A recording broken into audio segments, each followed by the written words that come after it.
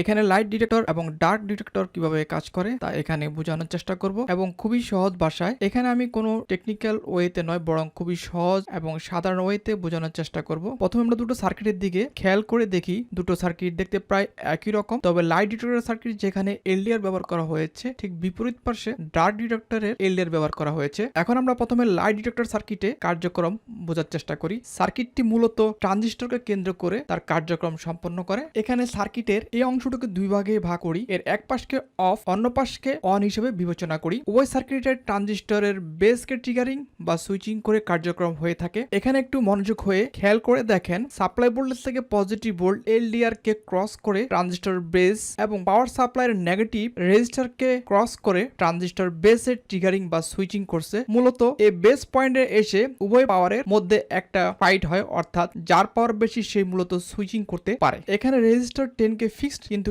LDR এর resistance fixed নয়, আলোর উপর নির্ভর করে এর রেজিস্ট্যান্স ওঠানামা করে। সুতরাং যখন অন্ধকার বা ডার্ক থাকে তখন এলডিআর এর রেজিস্ট্যান্স হাই বা সর্বোচ্চ থাকে, অর্থাৎ অফ সাইডে যে 10 কে রেজিস্টার আছে তার চেয়ে অনেক বেশি রেজিস্ট্যান্স থাকে, বিধায় নেগেটিভ কারেন্ট বেজে এসে ট্রিগারিং বা সুইচিং করতে সক্ষম হয়, তাই এলইডি অফ হয়ে থাকে। কিন্তু যখন এলডিআর এর উপর আলো প্রবাহিত করা হলে এর রেজিস্ট্যান্স কমতে শুরু করে, 10 কে রেজিস্ট্যান্স এর চেয়ে নিচে নেমে যায়, তখন পজিটিভ সাপ্লাই ভোল্টেজ এর কারেন্ট এলডিআর এর মাধ্যমে প্রবাহিত হয়ে বেসকে ট্রিগারিং বা সুইচিং করতে সক্ষম হয়, তখনই এলইডি জ্বলে ওঠে। ঠিক একইভাবে ডার্ক সেন্সর সার্কিটের কার্যক্রম হয়ে থাকে। লাইট সেন্সরটি আপনি যদি বুঝে থাকেন তাহলে ডার্ক সেন্সরের সার্কিট এসে দেখেন, এটা আপনি নিজেই বুঝতে সক্ষম হবেন। এখানে মূলত এলডিআর দিয়ে অন এবং অফ সাইডের সুইচিং চেঞ্জ করা হয়েছে মাত্র, এমন কিছু নয়।